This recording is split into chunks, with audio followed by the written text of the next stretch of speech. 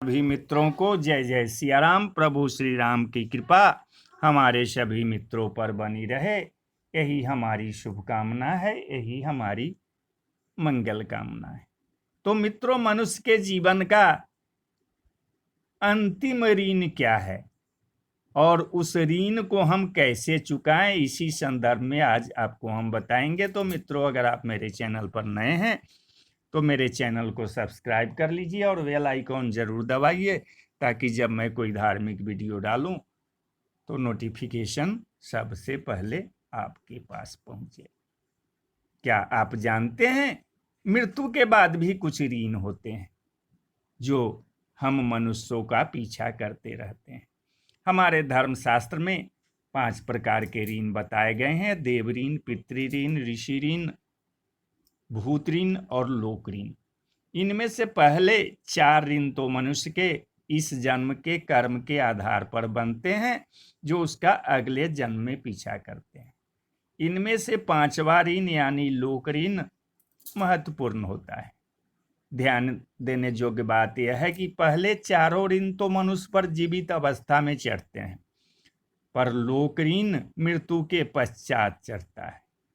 अब आप सोचेंगे कि वो कैसे? जब एक मनुष्य की मृत्यु होती है तो उसके दाह संस्कार में जो लकड़ियां उपयोग की जाती है, वही उस मनुष्य पर सबसे अंतिम ऋण होता है। यह ऋण लेकर जब मनुष्य अगले जन्म में पहुंचता है तो उसे प्रकृति से जुड़े अनेक प्रकार के कष्टों का भोग करना पड़ता है। उसे प्रकृति से पर्याप्त पोषण और संरक्षण नहीं मिलने से वह गंभीर रोगों का शिकार हो सकता है।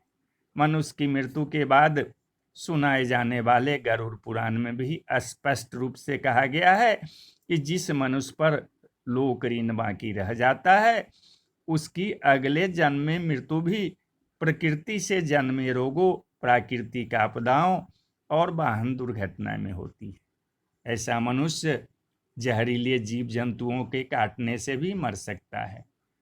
तो इस ऋण को हम कैसे उतारें? लोक ऋण को हम उतारे कैसे? तो हमारे शास्त्रों में कहा गया है कि लोक ऋण उतारने का एकमात्र तरीका है प्रकृति का संरक्षण। क्योंकि मनुष्य पर आखिरी ऋण चिता की लकड़ी का होता है, इसलिए अपने पूरे जीवन काल में हर एक मनुष्य को अपनी आयु की दशांश मात्रा में वृक्ष अवश्य लगाना चाहिए।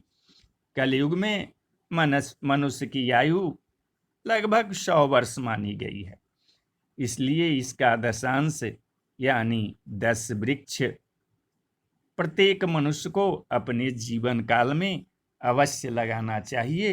तो बोलिए जय सिया राम, जय जय सिया राम।